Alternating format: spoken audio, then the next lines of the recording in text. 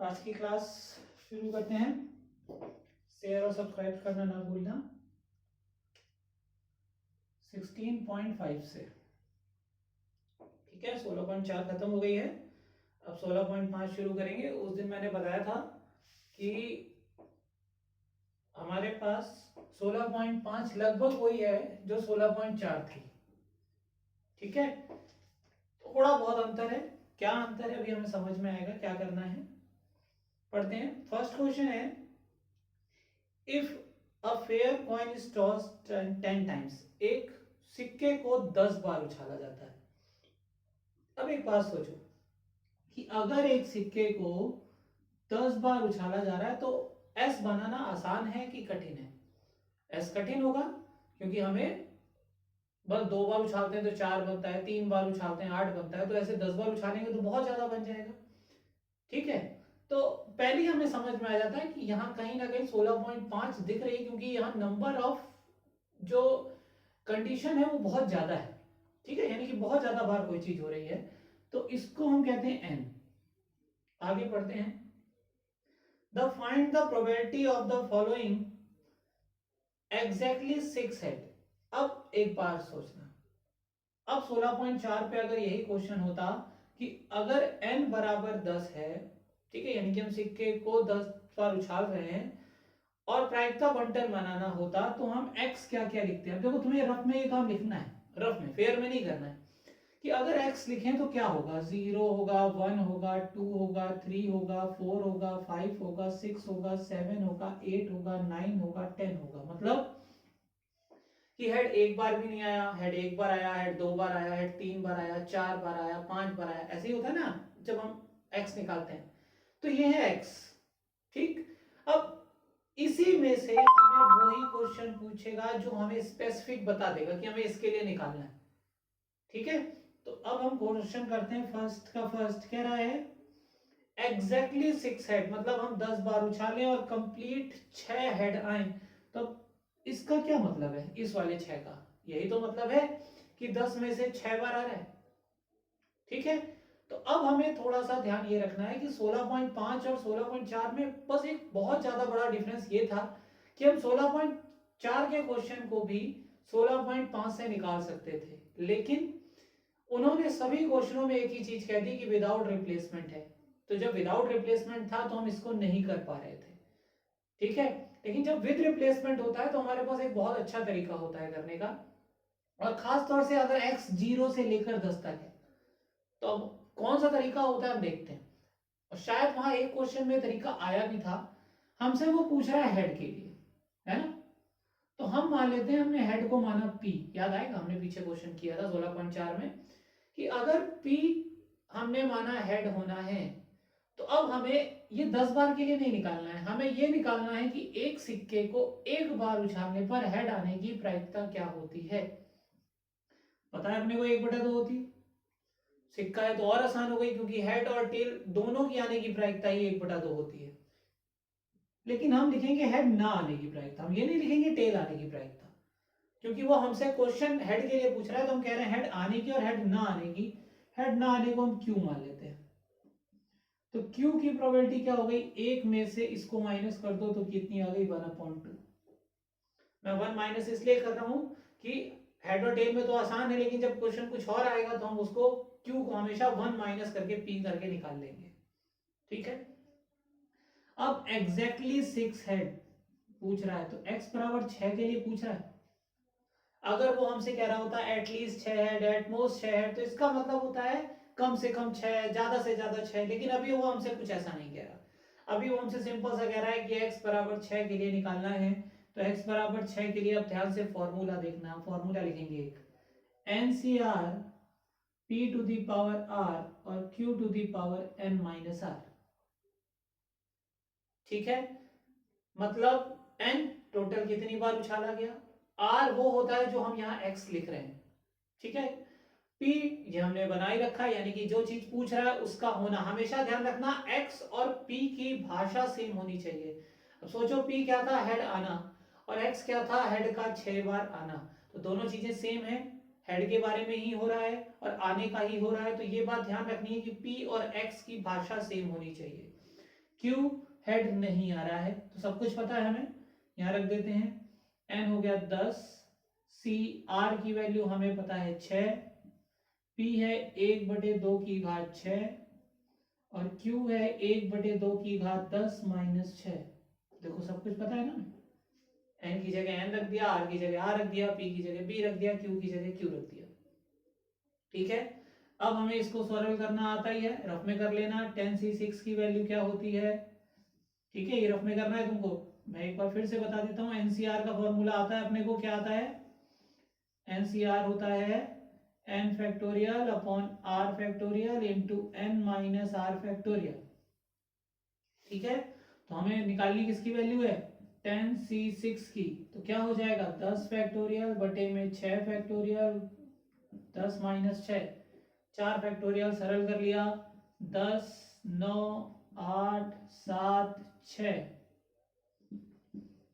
ठीक है, 6 फैक्टोरियल, ऐसे ही 4 को लिख दो, 4 3 2 1, ये कट गया, काट लो, 4 दूनी 8, 2 से 2 कट गया, 3 3 9 कट गया। ठीक है, तो देख लेना कहीं गड़बड़ ना हो रही हो, तो 3 7 21, 21 गुणा 10 210 आ गया, किसकी वैल्यू, इसकी वैल्यू। ठीक है, तो हमने निकाला, इसका आंसर रखा 210 गुणा 1/2 की घात 6 और ये 1/2 की घात 4। अच्छी बात क्या है, यहाँ पी और क्यू सेम है, तो घाते सीधे सीधे जोड़ दो, तो हो गई 1/2 की घात 6, 10 माइनस 6, तो बच गई 10, क्योंकि पी और क्यू समान है तो अपने आप एन के बराबर ही आ जाएगी। ठीक है, 2 की घात 10 निकाल लेना, जितना हो गया ये आंसर आ गया। अगर कोई बहुत 3 होता तो हम इसको सरल ही नहीं करते, क्योंकि फिर घात निकालना बहुत ज्यादा टफ था। तो जहां तक इजी हो घात को सरल करना वहीं तक करना, 3 4 5 तक घात है तब तो सरल कर लेना, लेकिन ज्यादा बड़ी घात है तो करने की जरूरत नहीं। हाँ, 2 की घात थोड़ी सी ज्यादा है तो हम कर सकते हैं, क्योंकि वो आसान होती है निकालनी। ठीक है, तो लगभग वही क्वेश्चन था, हमें x वही निकालने थे जो हमने 16.4 में किए थे, लेकिन अब उनमें से हमें क्या करना है वो हमें क्वेश्चन में अलग से बताएगा। जैसे यहां उसने कहा x बराबर 6 के लिए निकालना है।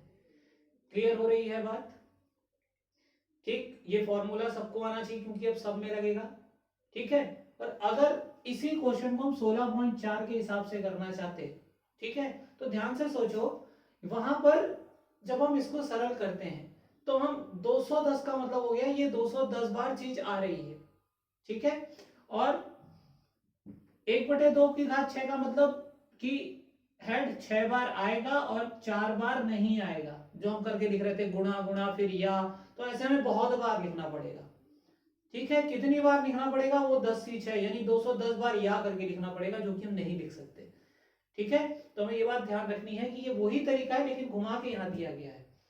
उससे और फायदा होता था कि अगर प्रतिस्थापन नहीं है यानी रिपीटिशन नहीं है तो हम उससे कर लेते थे, लेकिन यहां ये तरीका तभी लगेगा जब n पता हो, जब x 0 से लेकर n तक जा रहे हो, ठीक है, और साथ ही साथ प्रतिस्थापन या रिपीटिशन हो रहा हो, तभी ये फॉर्मूला लगेगा, नहीं तो नहीं लगेगा। ये बात अपने को समझ लेनी है कि ये कब लगना है और कब नहीं लगना है। ठीक है, इसके बाद बात आती है, इसी का सेकंड क्वेश्चन है। ठीक है, क्या है सेकंड क्वेश्चन, पढ़ते हैं।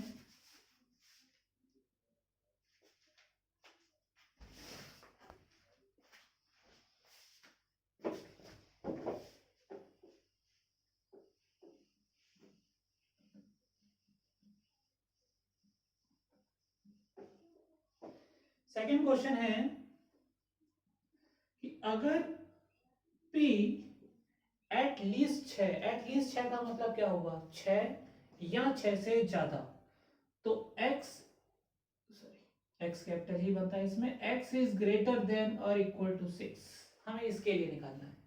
तो देखो 6 7 8 9 10 ये सारा का सारा इसमें आएगा, 6 या 6 से बड़ा, तो अब हमें किसके लिए निकालना है, यहां से यहां तक के लिए निकालना है। तो हमें सब लिखना है, p x equal to 6 plus p x equal to 7 plus p x equal to 8 plus p x equal to 9 p x equal to 10। इन सब के लिए निकाल के हमें जोड़ना है। ठीक है, थोड़ा सा गलत हो गया, पी और क्यू मीटर क्या है, तो फिर से लिख देता हूँ, पी 1/2 था और क्यू भी 1/2 था। ठीक, रखते चलते हैं। वही फॉर्मूला क्या था, n c r p to the power r q to the power n minus r. लगाओ, एन 10, सी आर की वैल्यू 6, पी 1/2 की पावर 6, 1/2 की पावर 6 सॉरी 10 माइनस 6। ठीक है, ऐसे ही प्लस 7 के लिए निकाला, 10 सी 7, 1/2 की घात 7, 1/2 की घात 10 माइनस 7 3। अब देखो पी और क्यू अगर सेम है तो हमेशा घात घूम फिर के क्या आ जाएगी, 7 और 3 10, तो 10 ही बननी है। तो सब में ये तुम लिख लोगे सबका फॉर्मूला, मैं लास्ट वाला और लिख देता हूं, तो 10 सी 10, 1/2 की घात 10, 1/2 की घात 10 माइनस 10 यानी कि 0।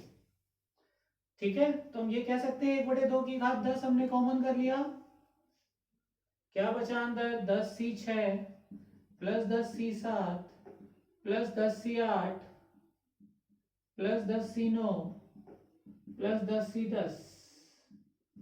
आसान हो सरल करना तो कर लेना, नहीं तो कोई बात नहीं। ठीक है, तो ये देख लेना जिस हिसाब से किताब में आंसर आ रहा हो, लेकिन अगर भाई पेपर में तो हमें एक ही क्वेश्चन आना है और वहां भी अगर बहुत बड़ा है तो इसको कैलकुलेशन मत करना, अगर लगता है इजी है तो फटाफट कर सकते हो। जैसे इसमें 2 की तो तुम्हें फटाफट आती है, 10 सी 10 1 हो गई, 10 सी 9 10 हो गई, बाकी आपको निकालनी है। ठीक है, तो देख लेना क्वेश्चन अगर छोटा है तब तो हम करेंगे। ठीक,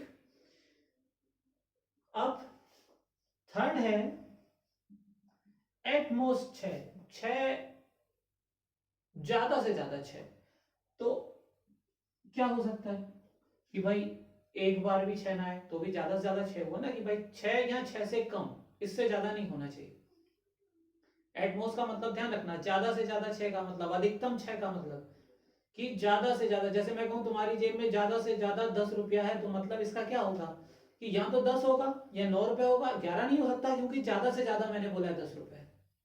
ठीक है ना, तो सेम चीज अगर ज्यादा से ज्यादा 6 रुपए है, 6 है यहाँ पर, तो 5 हो सकता है, 4 3 2 1 और 0 भी हो सकता है हेड आया ही ना हो।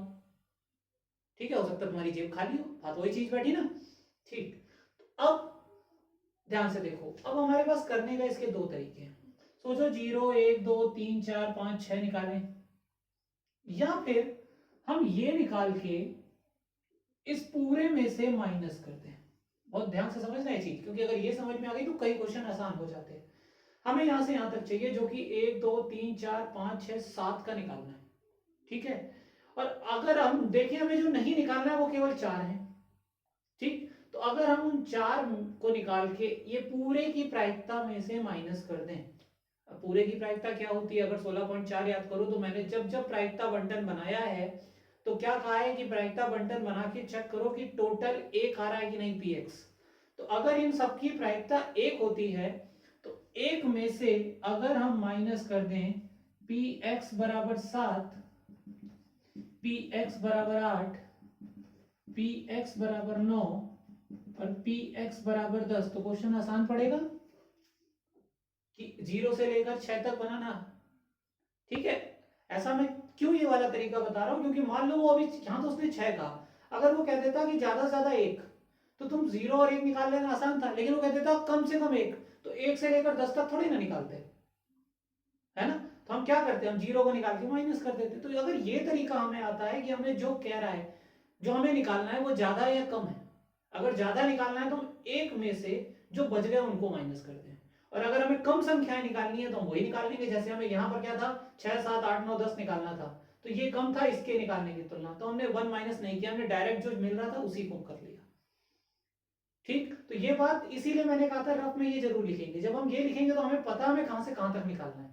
तो जब पता है जहां से जहां तक निकालना है तो हमें दिखने में लग जाएगा कि हमें कम वाले ज्यादा निकालने हैं या ज्यादा वाले निकालने हैं। कम वाले निकालने हैं तो कोई दिक्कत नहीं, ज्यादा वाले निकालने हैं तो हम 1 में से बचे वालों को माइनस करते हैं, जो हमने यहाँ किया। अब सोचो तुमने जब ये वाला किया होगा तो ऊपर कर चुके हो, यहाँ से यहाँ तक जो भी आंसर आया हो, ये इसीलिए पहले पूरा क्वेश्चन पढ़ लिया जाता है। कि कहीं इसका इस्तेमाल यहाँ तो नहीं पड़ रहा है, तो जब करेंगे तो इसको अलग से निकाल लो, इन पूरे को अलग से सरल कर लो, बाद में उन दोनों को जोड़ोगे तो आंसर तब भी इसका यही आएगा, लेकिन इसका इस्तेमाल यहाँ हो जाएगा। 7 से लेकर 10 तक का जो आंसर आ वो यहाँ रखा और एक में से जो आ गया उसको माइनस कर दिया, आंसर आ गया।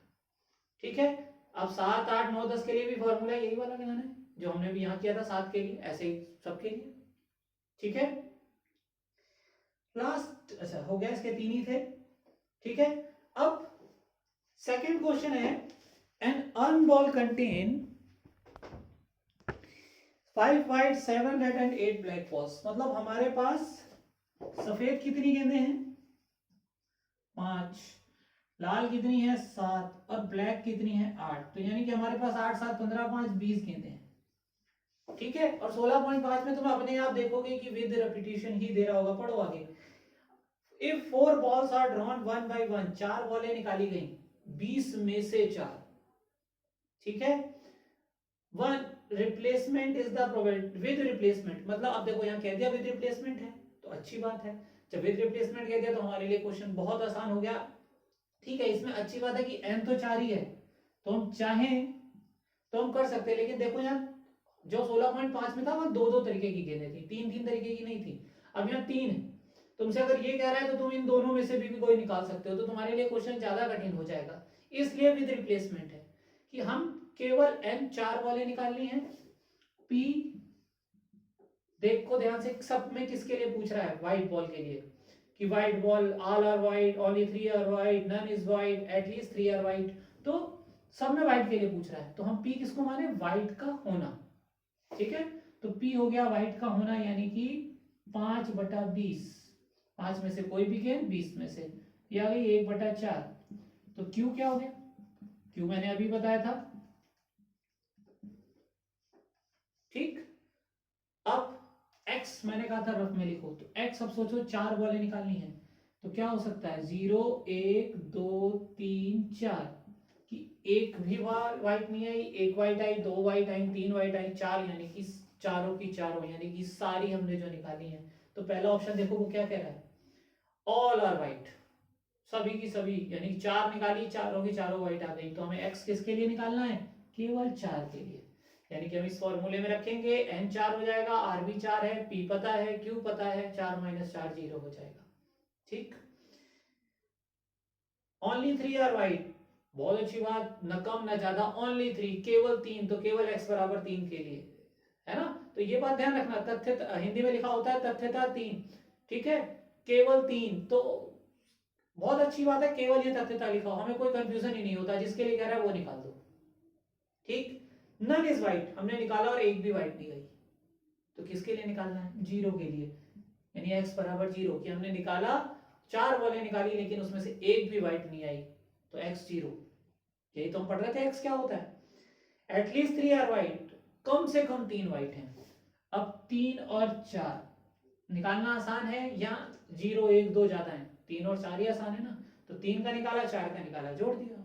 अगर वो हमसे कहता एट मोस्ट 3, तो हमें यहां से यहां तक निकालना होता, क्योंकि उसने कहा नहीं है, लेकिन मैं कह रहा हूं कि अगर एट मोस्ट 3 कह देता तो हमें 0 से 3 निकालना होता। तो ये निकालना आसान है या 4 का केवल निकालना आसान है, केवल 4 का, तो 4 को निकाल के एक में से माइनस कर दो तो इन सारी क्या जाएगी, तो इसीलिए ये रफ में लिखना फायदा है। अब हमें यहां से यहां निकालना है तो हम नहीं करेंगे, हम 4 को निकाल के एक से माइनस कर देंगे। ठीक, तुमसे पूछा नहीं है लेकिन आगे के क्वेश्चनों में पूछा हो सकता है।